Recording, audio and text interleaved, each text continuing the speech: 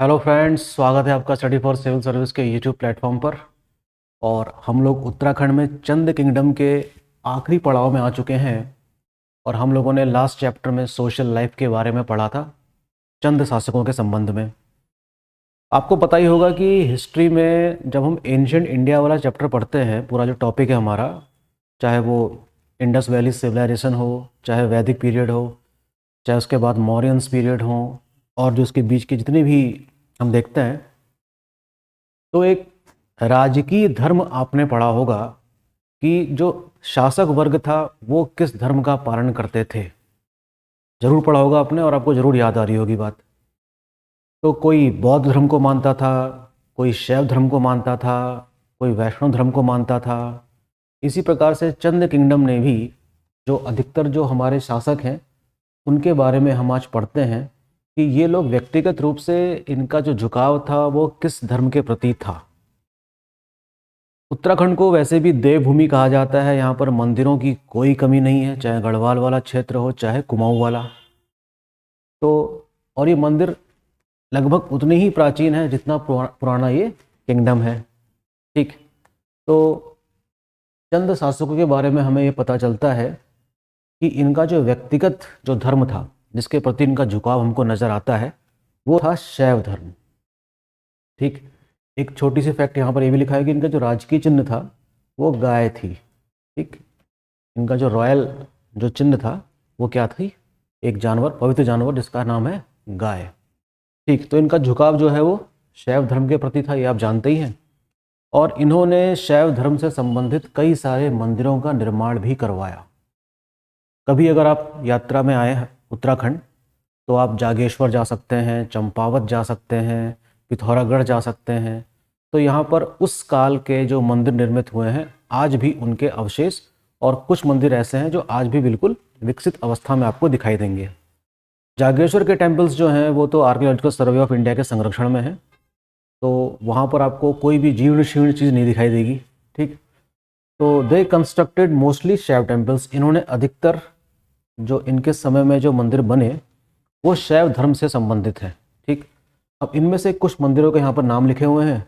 देखिए, रत्नेश्वर मंदिर एग्जाम में आने वाले फैक्ट्स में से है ये। सोमेश्वर, कपिलेश्वर, कपिलेश्वर भैरव मंदिर, ये सारे मंदिर अल्मोड़ा में। ठीक। अल्मोड़ा जिले में आपको जगह जगह ये मंदिर आपको दिखाई देंगे। कभी आप अल्मोड़ा की यात्रा में जाएं, तो कभी आपको जाने का अवसर मिले तो इन मंदिरों का दर्शन किया जा सकता है। ठीक। चंद rulers took personal interest in the construction of such temples. चंद शासकों ने अपनी व्यक्तिगत रुचि दिखाई होगी इन मंदिरों के निर्माण में। तो कुछ शासकों के नाम भी देख लीजिए, और उन्होंने कौन से मंदिर का निर्माण करवाया था ये भी यहाँ पर लिखा हुआ है। त्रिमल चंद के बारे में आपने पढ़ाई है उनकी पॉलिटिकल हिस्ट्री में। तो इन्होंने जागेश्वर में जो कई सारे मंदिर आपको दिखाई पड़ते हैं, वहाँ भी कुछ मंदिरों का निर्माण त्रिमल चंद के द्वारा करवाया गया था। इंपॉर्टेंट फैक्ट है, याद रखने जैसा। लक्ष्मी चंद ने किसी मंदिर का निर्माण तो नहीं करवाया, लेकिन कत्यूरी काल में जो निर्मित मंदिर था बागेश्वर में, जो शैव मंदिर था, उसका जीर्णोद्धार जरूर करवाया है। ठीक। इसका मतलब ये है कि शासकों ने पुराने जीर्ण शीर्ण मंदिरों का भी पुनरुद्धार कराने में रुचि दिखाई। तो इसमें नाम आता है आपका लक्ष्मी चंद नाम के शासक का। वेरी इंपॉर्टेंट फैक्ट, एग्जाम में आता है। ठीक। टेम्पल्स सिर्फ अल्मोड़ा तक ही सीमित नहीं है। पिथौरागढ़ जिले में भी आपको कई जगह शैव मंदिर आपको देखने को मिलेंगे। सूर्य मंदिरों का भी आपको एग्जाम्पल देखने को मिलेगा। कासनी, मरसोली, नकुलेश्वर, चौपल टेम्पल, चौपला टेम्पल भी कह सकते हैं, इन सब के मंदिर को अगर आप देखें तो आपको पिथौरागढ़ में दिखाई देंगे। और यहीं पर एक सन टेम्पल का भी उल्लेख है जो कि मढ़ नाम के स्थान के पास है। इसमें सूर्य देवता की इमेज यानी कि मूर्ति लगी है, और वो इसी मंदिर के पास से मिला है। और ये इतनी खूबसूरत मूर्ति है कि इसमें सूरज के जो 7 घोड़े हैं उनको भी दर्शाया गया है साथ साथ। सूर्यदेव की 3 पत्नियां थीं, जिनमें से 2 का नाम हमको मिलता है, छाया और सुरवचा। वो इस सन गॉड की जो इमेज है उसके पास दिखाई गई हैं। और इस मंदिर के पास एक जलकुंड भी आपको दिखाई पड़ेगा। काफ़ी खूबसूरत सा मंदिर है सन गॉड का, याद रखेंगे, अच्छा फैक्ट है एग्जाम में आने के लिए। ठीक, अच्छा जी, रुद्रचंद ने भी कुछ मंदिरों का निर्माण करवाया, जैसे कि Shiv temple on the bank of river Ramganga. Ramganga नाम की नदी जो बहती है उत्तराखंड में, उसके किनारे पर एक शिव मंदिर का निर्माण किसने करवाया है? रुद्रचंद ने। और ये मंदिर जाना जाता है किस चीज़ के लिए? वार्षिक मेले के लिए जो पूर्णिमा में लगता है। ये काफ़ी इंपॉर्टेंट है। ठीक, इस प्रकार के क्वेश्चंस उत्तराखंड के एग्जामों में कल्चरल एस्पेक्ट के आते रहे हैं और संभवतः आते रहेंगे। काफ़ी इम्पॉर्टेंट है कि किस मंदिर के तट पर कह सकते हैं कि पास एक पूर्णिमा में मेले का आयोजन किया जाता है, तो उस मंदिर का नाम है शिव टेम्पल, जो कहाँ है? रामगंगा के तट पर। शिवदेव ने एक बिनसर महादेव मंदिर का निर्माण करवाया था। अच्छा, एक फैक्ट और है इसके बारे में, शिव मंदिर के बारे में, ठीक है, मैंने लिख दिया उसको यहाँ पे। शिवदेव ने बिनसर मंदिर का निर्माण करवाया था, बिनसर महादेव कहते हैं उसको। ये तो बात हमने करी शासकों के व्यक्तिगत रुचि की, वो किस धर्म में व्यक्तिगत रुचि रखते थे, तो स्पष्ट हो जाता है कि ये लोग शैव धर्म में अपनी आस्था दिखाते थे। लेकिन अगर हम कॉमन मासेस की बात करें, यहाँ पर रहने वाली जो जनता थी, उनका झुकाव किस प्रति था, तो हमको पता चलता है कि अधिकतर जो हमको प्रभाव देखने को मिलता है उत्तराखंड में, वो शैव धर्म के प्रति ज़्यादा दिखाई पड़ता है। और ये भी क्वेश्चन एग्जाम में आ चुका है पहले कि उत्तराखंड के क्षेत्र में सर्वाधिक प्रभाव किस धर्म का देखने को मिलता है, तो उसका जवाब है शैविज्म। ठीक, तो देखिए, Shaivism having most important sect and faith in Uttarakhand, ये क्वेश्चन इम्पॉर्टेंट है, पहले आया है। और हम जानते हैं कि उत्तराखंड लोक सेवा आयोग या स्टेट पीसीएस के जो क्वेश्चंस होते हैं, इसमें रिपीट होने की भी प्रकृति रहती है, तो हो सकता है ये क्वेश्चन रिपीट हो। ठीक है, common masses also followed Shaivism religion. ठीक है, इन जनरल, आमतौर पर हम देखते हैं कि जो जनरल मास था यहाँ का, वो शैव धर्म का ही पालन करता था। लेकिन साथ साथ हम देखते हैं कि बौद्ध धर्म का भी प्रभाव हमको इस क्षेत्र में देखने को मिलता है, बौद्ध धर्म का भी प्रभाव हमको देखने को मिलता है। लेकिन ऐसी तकरार बौद्ध धर्म के अनुयायियों या शैव धर्म के अनुयायियों में हमको उत्तराखंड में देखने को नहीं मिलती। इसका मतलब ये हुआ कि दोनों धर्मों की में आस्था रखने वाले जो लोग रहे होंगे, उसमें सामंजस्य काफ़ी अच्छा रहा होगा। तो ऐसी कोई भी डिफरेंस, ऐसा कोई फ्रिक्शन क्रिएट होते हुए इन जनरल हमको दोनों धर्म के मानने वाले लोगों में नहीं दिखाई पड़ता। ये बहुत अच्छी बात रही होगी। अच्छा, घरों घरों में जो पूजे जाने वाले, जो हम कह सकते हैं कि क्षेत्रीय जो देवता थे, उनका नाम था Gangnath. Gangnath was the most important demi god in Kumaon. Kumaon के क्षेत्र में सर्वाधिक घरों घरों में पूजे जाने वाले जो देवता हैं, उनका नाम है गंगनाथ। और गोलू देवता का भी नाम आप जान लीजिए, मैंने यहाँ लिखा नहीं है। गोलू देवता मुख्य रूप से चंपावत के हैं और वो न्याय के देवता माने जाते हैं।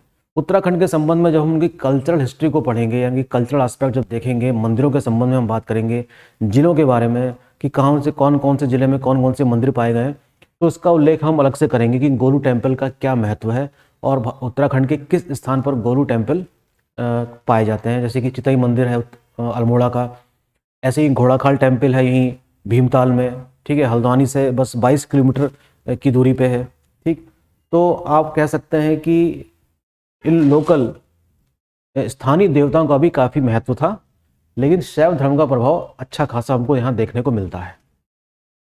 तो ये कुछ बातें थी यहाँ के धर्म के संबंध में, चंद शासकों के। कुछ और फैक्ट्स भी जान लेने जरूरी हैं, और वो है ये है कि चंद शासकों ने सुरक्षा की दृष्टि को ध्यान में रखकर कई प्रकार के किलों का भी निर्माण करवाया था, जिनमें से कुछ किलों के नाम हमने यहाँ पर मेंशन किए हैं।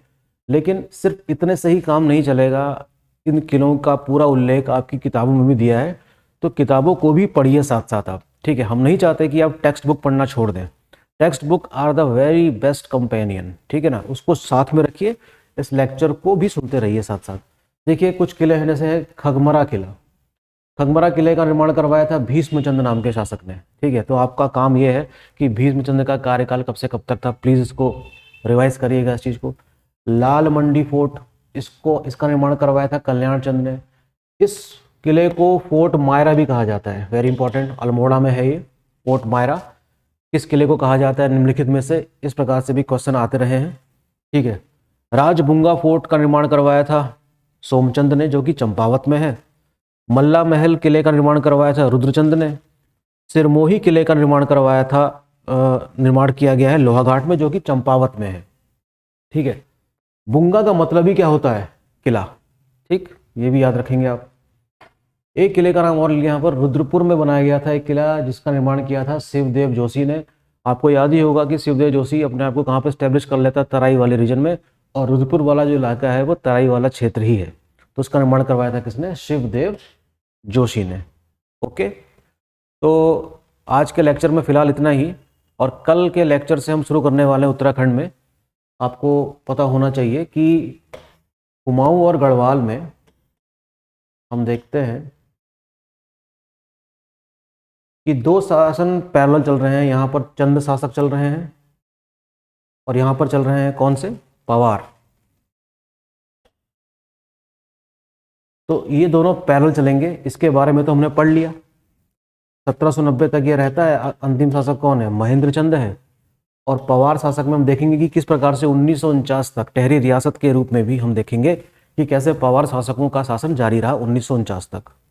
ओके, ठीक। तो फिलहाल हम वापस यहाँ तक पहुँचेंगे पवार डायनेस्टी को पढ़ते हुए, कैसे स्थापना हुई थी, कौन कौन शासक थे, कौन समकालीन था, कौन चंद वंश के शासकों का समकालीन था, कौन दिल्ली सल्तनत के सुल्तानों का समकालीन था, कौन मुगल शासकों के समकालीन था। ये सारी बातें आपको समझनी होंगी, और ये भी चैप्टर काफ़ी लंबा होगा। It will take some time. Okay, तो हैव पेशेंस और अपनी बुक्स पढ़िए, पुराने पेपर्स देखिए, सारी बातें आपको समझ में आएंगी। ओके, कल मिलते हैं जल्दी ही, और पढ़ाई करते रहिए। Thank you.